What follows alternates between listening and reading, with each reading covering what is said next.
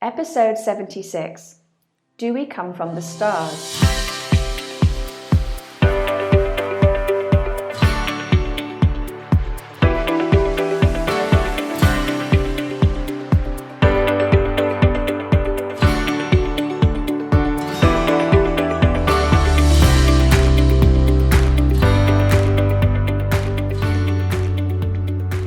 Hi, this is Ruth Elizabeth Hancock, and welcome to Work Your Energy podcast, which is all about how to thrive in this energetic universe that we live in. This week's topic will probably sound a bit strange as an area for me to talk about. This is an area that I promised I would come back to from season 3. So I've been doing as much research as I can, and this is what I've come up with so far, because obviously a question like this is very hard to research. But I have an extremely open mind, and I do feel that humans are very good at creating limitations for themselves. And in order for us to achieve our full potential in this lifetime, I think that we need to release as many of these limitations as we can and start to view ourselves as unlimited.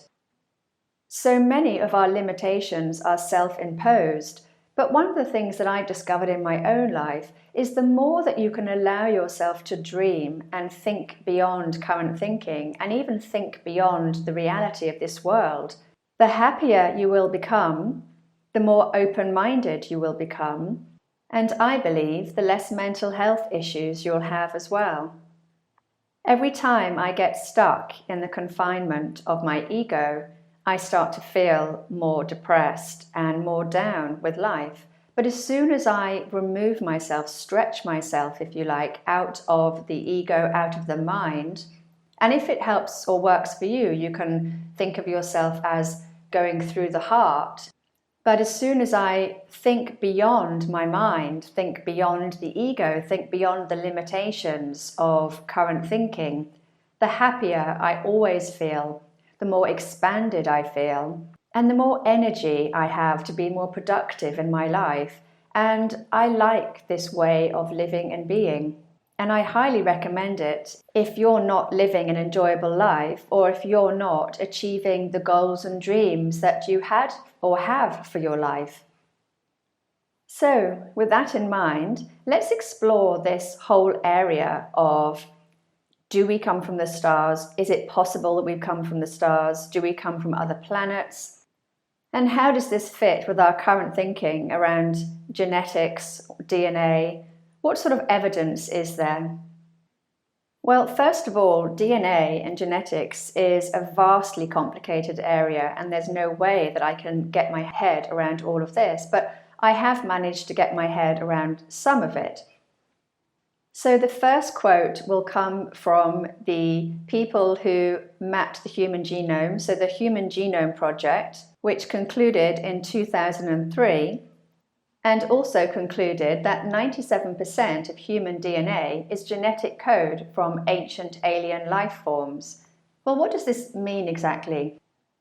Well, essentially that only around 2% of our DNA comes from protein coding genes, or if you like, genes that are found in our world, on our planet. And these genes are responsible for creating everything on our planet. So when we say that we are 99% or around 99% the same as chimpanzees, we're talking about the protein coding DNA, the 2% of our DNA, which codes our genes into the physical body that we have. So researchers are starting to study this junk DNA, this 97% of our DNA, which is often referred to as junk, because they simply do not know what this DNA is for. And it's not from this planet, as the quote from the Human Genome Project said. So this 97% of junk DNA is thought to be what creates the massive differences between humans and apes, and could even be responsible for switching on genes.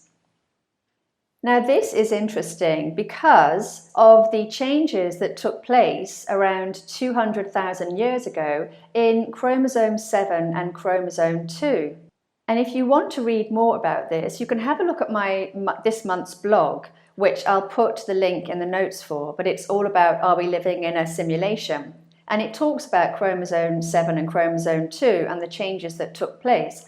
But essentially, chromosome 2 has signs of being genetically modified or being fused together, which is thought to be virtually impossible and certainly would not come under the heading of natural selection, as we see with Darwin's theory of evolution. Essentially, the changes in chromosome 7 switched on the gene FOXP2, which is present in all primates and humans, obviously, and has been dormant for 100 million years. And suddenly, around 200,000 years ago, it switched on with us. The changes in chromosome 2 again made an impact on many genes, including the TBR1 gene, which contributed towards the enlarging of the neocortex of the brain by 76%. And also, according to Greg Braden in his Human Design series on Gaia TV, switching on compassion, empathy, and self-regulation. Now, I find this last concept fascinating because not only does that ask the question, do we really fit in to this whole survival of the fittest? And secondly, when you look at how our world is being run, the people who are running the world now, they do not seem to exhibit that compassion, empathy that was switched on in our brains 200,000 years ago, which really raises many questions of its own. But for now, I'm going to come back to this concept of, have we come from the stars, or are there elements of us that have come from the stars? Are we all or 100% terrestrial, planet Earth beings? So could we have been physically altered, genetically modified 200,000 years ago? And if so, who would have been able to do that at that time? There must have been some sort of advanced civilization on the planet around 200,000 years ago, and this isn't so far-fetched. Not only are we seeing more and more evidence of advanced civilizations going back to at least 12,000 years ago with places like Göbekli Tepe and the pyramids, which can be seen all around the world, not just in the Giza Plateau in Egypt. But the ancient texts, the biblical texts, the ancient myths and legends of our world all tend to have certain similarities between them. And often they do talk about ancient or advanced civilizations coming down from the heavens and creating mankind, and also maybe even terraforming the world, especially after a great flood may have happened. And we have increasing more evidence of a great flood or even great floods that have occurred on our planet. However, these ancient sites that people have been researching and studying for decades now really are beginning to show not only advanced civilizations to where we are now, but also civilizations far beyond our capabilities and our thinking, our knowledge of what we know now. These civilizations would have to have come from somewhere. And although they certainly could have evolved from apes, chimpanzees, in the same way that humans possibly have done in the past, this would put the timelines of evolution back thousands, if not millions of years. And the reality is that with the changes, the huge amount of genetic mutations that have occurred with Homo sapiens since we first came onto this planet, there simply are too many to be fitting into Darwin's theory of evolution for us having evolved from apes. It's too short a period of time. And what we refer to as the missing link would actually have to be a dozen missing links in order to be able to put all of those different changes into the human spectrum of change from when humans were hominids, primates, primates into hominids and to where we are now with modern day homo sapiens sapien. The reality is that since we came onto the scene around 200,000 years ago, we haven't changed since that time. And according to David Reich's research, where he's been mapping the DNA traveling around the world, we can all be related back to one female 200,000 years ago. Now, this doesn't mean that there was only one female 200,000 years ago. It means that all of the other genetic lines have died out, and this one dominant female has continued all the way through, which is pretty incredible in itself.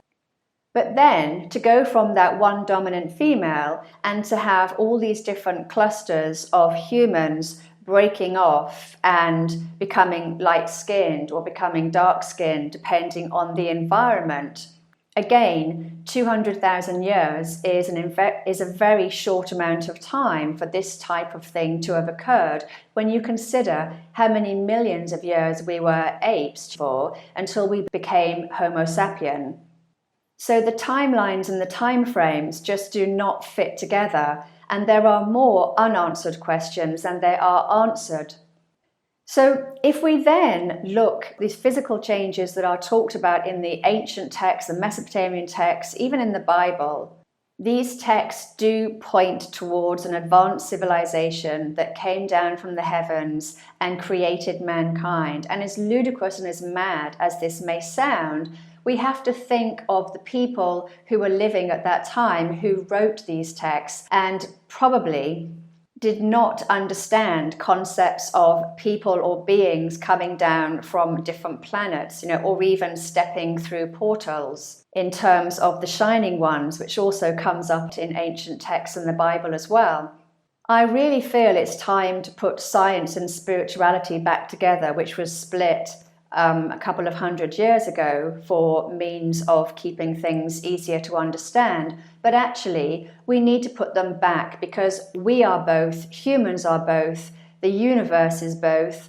And with the growth of quantum physics and new technologies, we're beginning to see that actually spirituality simply means invisible, and we're putting it back in the science. So energy is, if you like, the missing link between spirituality and science, which is why I like working in this field of energy. It allows us to think beyond this current limited thinking of our world, which really is just not helping our world to evolve and move into the next phase of humanity.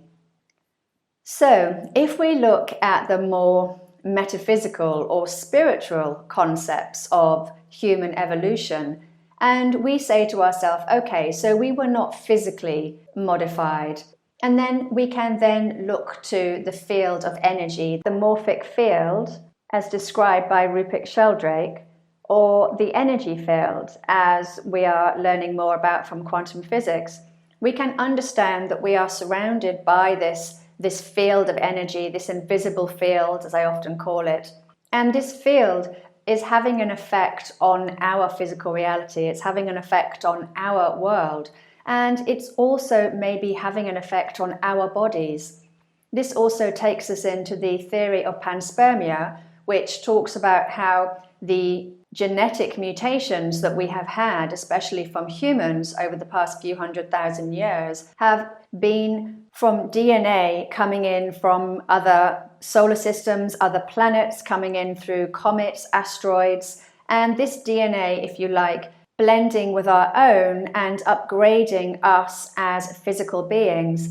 Now, if you consider the morphic field, the energy field around us, and you look at this in terms of consciousness, because we know that consciousness is driving everything. It drives even the subatomic field. So it's driving physical matter as well. And if you look at levels of consciousness, then we start to understand that maybe it is consciousness that is driving this fast evolution for humans, for humanity. And we are literally being upgraded by consciousness every single day. I believe that we are being upgraded, but I can also see that you have to be open to this. If you're a closed thinker, if you're a limited thinker, if you're very narrow in your thinking and you sit inside a very tight box, often called the ego, which, as I talk about in my book, Work Your Energy, I think can be hijacked by energy fields, whatever those energy fields may be, and whoever may be controlling those energy fields. But essentially, we have to be open to consciousness. We have to be open to being upgraded. We have to allow consciousness to flow through our body. And consciousness will always take the path of least resistance. So the more we can be open, the more that we can, if you like, our DNA be activated, the more we can open up to the cosmos, the more of an upgrade our consciousness will have. And I can see that this really is everything in terms of our success, our full potential, and how we link to the greater cosmos around us.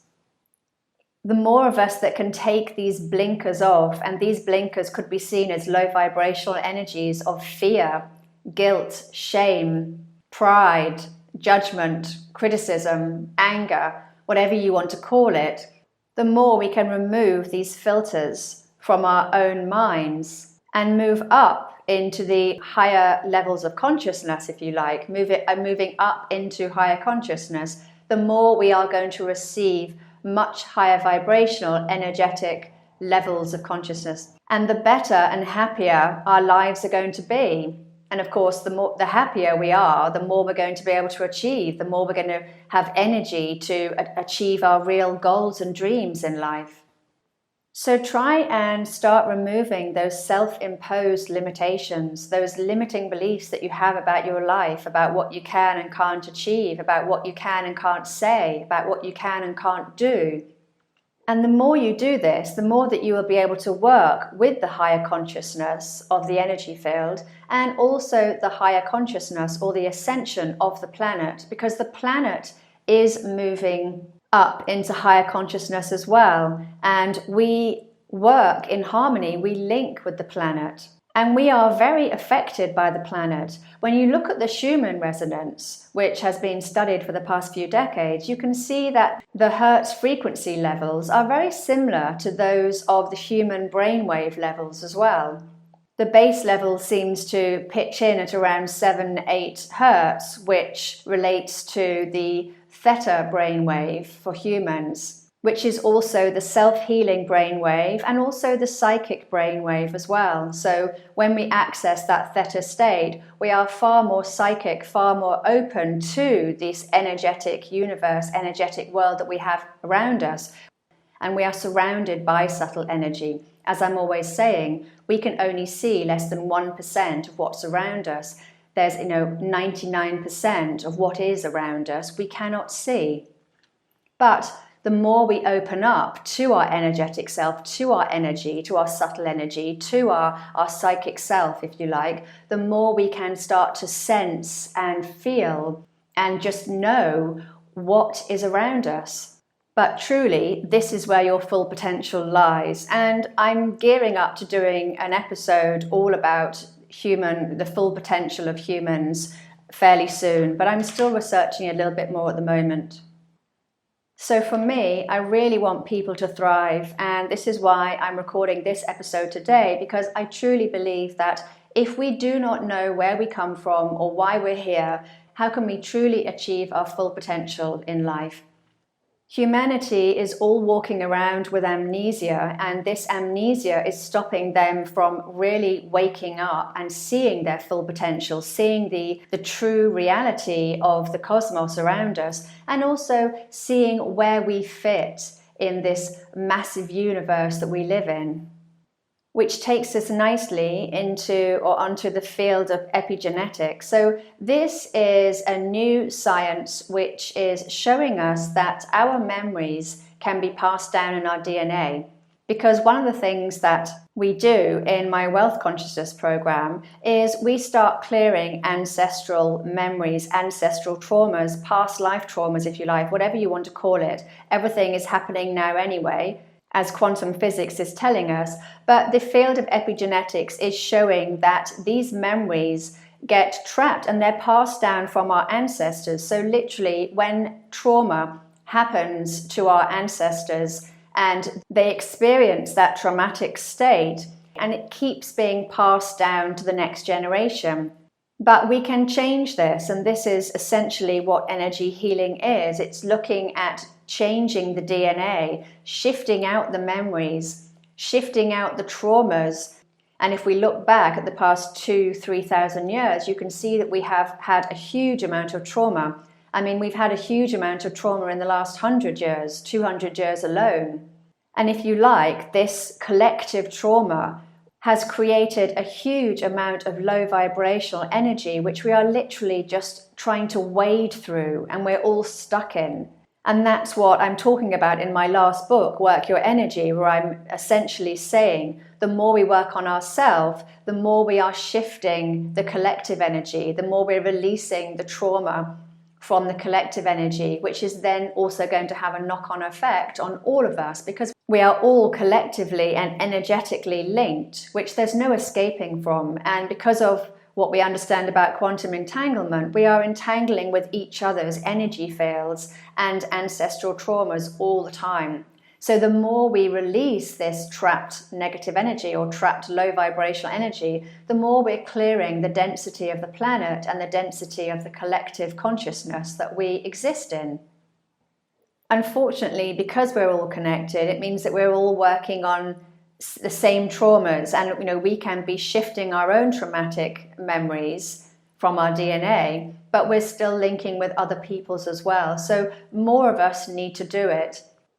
And as we know, energy creates matter. So the more we can energetically clear our field, energetically clear our consciousness, our collective consciousness, the more this will eventually start to materialize in the physical world as well. And I'll talk about this more. I talk about resistance and interference from the field a lot in my podcast, and I will talk about this more as we go on. Notably in my Energetic Money mini-series that I'm going to be doing in December. But for now, let's go back to the topic of the day, which is, have we come from the stars? And if we look at the indigenous tribes from around our world, they do in fact say that their ancestors came from the stars. The ancient Sumerian texts and the Sumerians then lead on to, finally, the ancient Egyptians, who say that their ancestors come from Orion. And of course, the pyramids in Egypt do align with the Orion belt. The Chinese say that they are descendants of the dragon people. The Aborigines in Australia talk about coming from the Pleiades, and the famous story of the Dogon tribe in Mali, who say that they are the descendants of their ancestors come from Sirius. And at the time when they were being interviewed by researchers, they talked about Sirius B, which is a star that was not discovered until the 1950s. They also talk about a third star in the Sirius star system as well, which hasn't been discovered as yet. They go on to say that their ancestors came from Egypt, which is why they are connected to Sirius. They are connected to Isis. And they left Egypt after a period of uprising and moved over to Mali in the 3rd century, which of course is backed up by the ancient Egyptian accounts of Isis, Osiris. So whether we are physical manifestations or physical evolutions of beings from other planets, or whether we have been upgraded via consciousness and the morphic field, maybe by consciousness, by advanced beings, by advanced civilizations, however you may look at it, one thing that I know for certain is that we are way more than we think we are. And the whole purpose of today's episode is to try and get us beyond this current limited thinking that so many of us in this world are grabbing onto. Mainly, I think, because we're scared of this power that we can feel inside ourselves. When we connect back to our energy body, to our energetic self, it feels so powerful that I think many people are scared of this and do not know what this is. And because it's been ridiculed, persecuted, and dumbed down for so many thousands of years, it's very hard to escape this collective conditioning, this societal conditioning that we have on this planet at this time. However, having said that, more of us are beginning to wake up. We are beginning to wake up and see that we are so much more than our physical body, that we fit into a much, much larger expanse than just our physical planet, just planet Earth. And there's a whole world, invisible world out there that we cannot see, but we are aware of.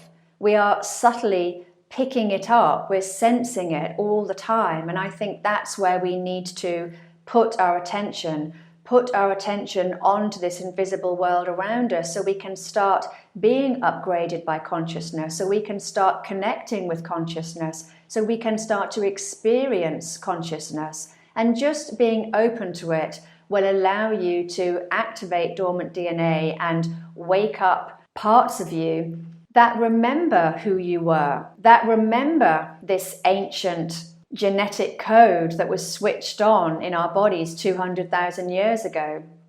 And remember your ancient ancestors.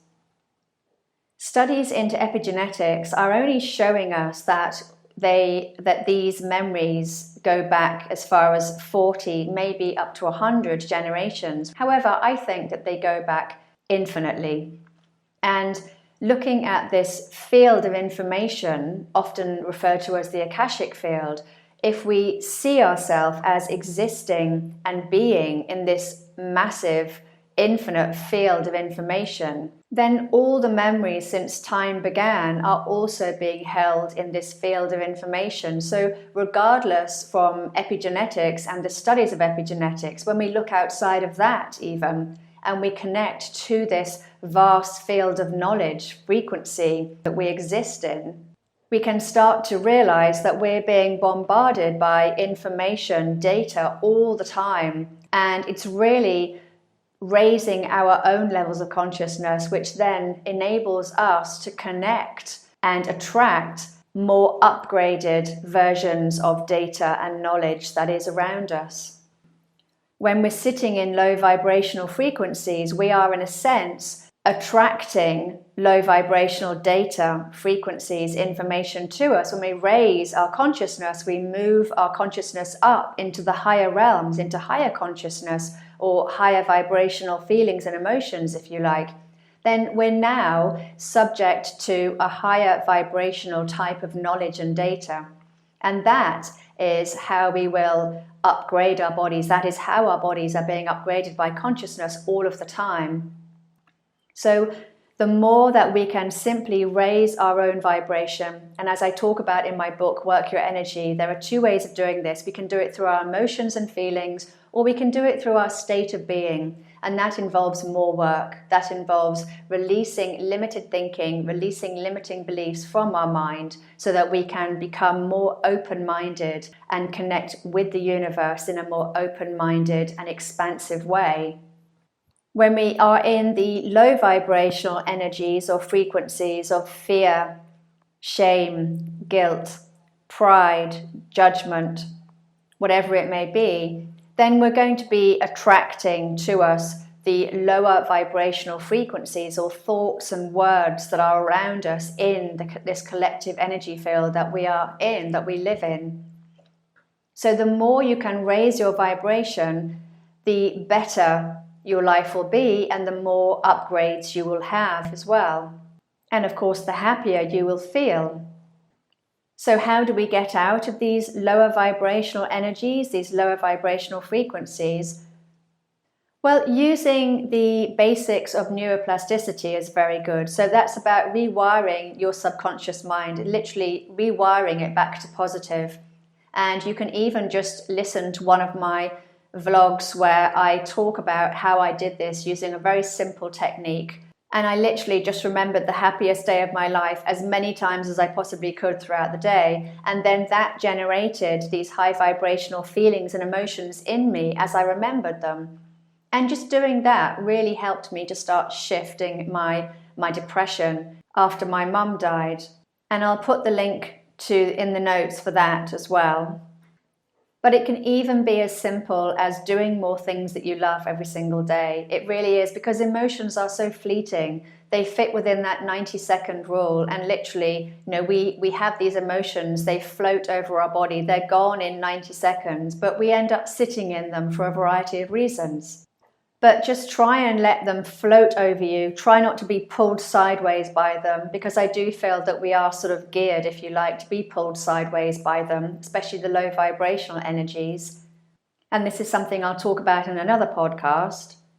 But for now, probably one of the most effective and simple things that you can do is to write down 10 things that you're grateful for every single day. And honestly, by the time you get to the 10th one that you've written down, your mood will have changed so much, and you will then be able to take that high vibrational mood that you're now in and use that to be happier and be more productive in your day moving forward.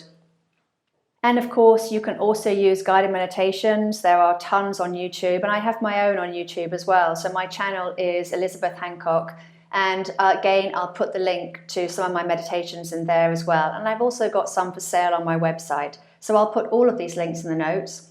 I realize that I've been talking for a very long time now, so I'm going to come to an end and just say that you are more powerful than you know, and this power sits in you and around you because it's energy. That's what you can feel, is your energy.